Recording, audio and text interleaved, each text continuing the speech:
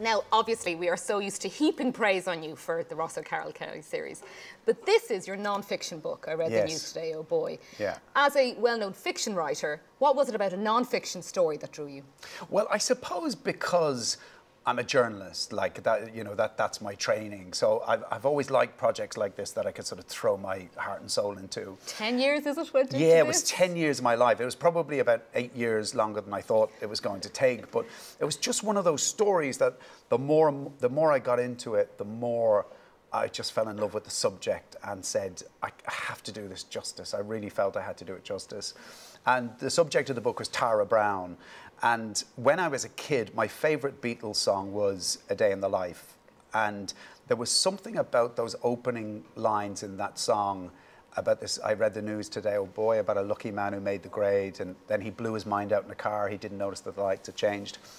That image of all these people standing looking at this car accident, the aftermath of the car accident, just blew me away as a kid. And there's a lot of songs that end with a tragedy, but there's not many songs that begin with a tragedy. So I was always fascinated by it. And then over the years, being a Beatles fan, I became aware that the song was about an Irish man, a real person who knew the Beatles, who knew John Lennon, who knew Paul McCartney, and who died very tragically at the age of 21 in a car crash. And I just wanted to know everything I could find out about his life. I think in Ireland as well, we're kind of fascinated by that family, the Brown family, the Guinness family, this kind of dynasty that we have. Was that part of it for you as well, just peeling back that story of Ireland? Yeah, they're fascinating people, and the aristocracy, especially the Anglo-Irish aristocracy, were just fascinating people. And they're very, very different to the English aristocracy.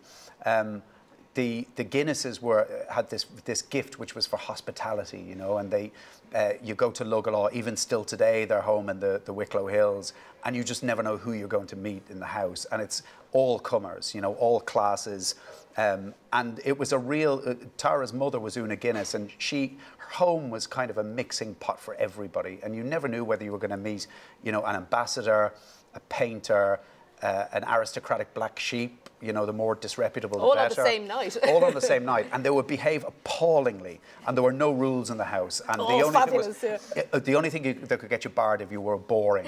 Brendan Behan said that. You could say anything you liked in Lugalaw as long as you said it with wit and didn't take too long about it. So Tara grew up breathing the air in this kind of literary salon that his mother ran in Wicklow, which made him the perfect person then to go to swinging London and be the guy at the centre of this scene, which was, swinging London was really just his mother's drawing room times 1,000, because at his parties, back in his house in Belgravia, he would have the Rolling Stones, the Beatles, maybe one or two people who knew the Cray twins, some criminal types, Princess Margaret. And it was that swinging 60s melting pot where it was just so inclusive. And it was one of the things that made the 60s wonderful. And it's one of the reasons why he was so much a part of the scene, why he was such an icon of the times. Now, Tara was obviously adored by his family, and his brother Gareth de Bruyne is here tonight, both for you, obviously, but also for John Montague. But when you really tackled the story, there's a huge responsibility there, because he's a real person to Gareth de Bruyne, and obviously to Mike McCartney, I think you spoke to as well, Paul McCartney's brother. Talk to me about the responsibility of bringing Tara's story to the page, where it was going to be dramatic, but you had to be careful. Yeah, it's huge, the responsibility, because you want to do justice to the subject, but you want to tell the truth. As a journalist, you want to tell the truth. I was quite fortunate in meeting Gareth, because Gareth is very committed to the arts. And he's friends with writers. He knows John Montague. He knew Brendan Behan. He's friends with lots and lots of writers. So Gareth understood that I had to tell the story, and we had a deal at the beginning. It took me about a year to persuade Gareth that he should help me with the book, and that he could trust me to tell the story.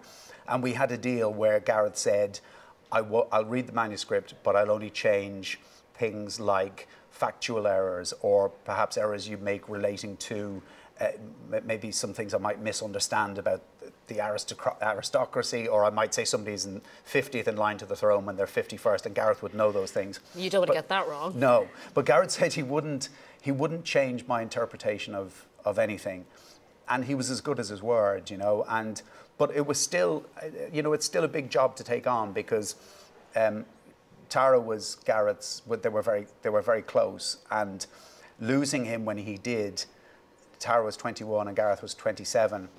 I think it's been a huge scar on Gareth's life to lose his brother, and they were getting to that point in life where the age difference between them was ceasing to matter, and they were becoming closer, and their friendship was really crystallizing. And yeah, like I said, I mean, Gareth is still, you know, devastated by the loss of Tara, and you know, so that was the challenge for me, to do him justice and to write a book that reflected what really happened. Back in your fictional world, I just keep thinking Sorcha would love to be hanging out in Local Law. Yeah, she would. Yeah, she definitely She'd would. never leave. It's a magical place. I mean, anybody who's ever lucky enough to visit it never ever forgets it. You know, it's down at the bottom of this valley, and you go up at the Sally Gap, and then you go through those gates, and you're descending, you know, into the valley, and it takes about 10 minutes to get to the house, but you're going into another world, and you are aware of that. And the house, it looks like a wedding cake. You know, it's this beautiful white house with, it's not a castle strictly, but it, you know, to my working class eyes, it looks like a castle.